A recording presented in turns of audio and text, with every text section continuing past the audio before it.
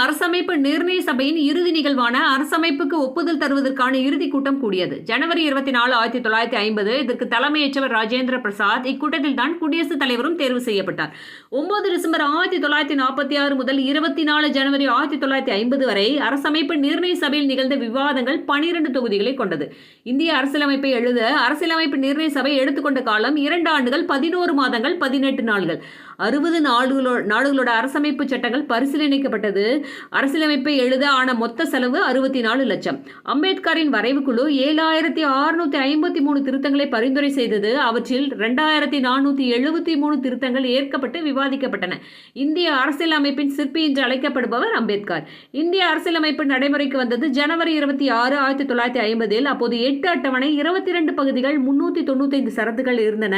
தற்போது 12 அட்டவணை, 26 பகுதிகள், 450க்கும் மேற்பட்ட சரத்துகள் உள்ளன. Thank you friends.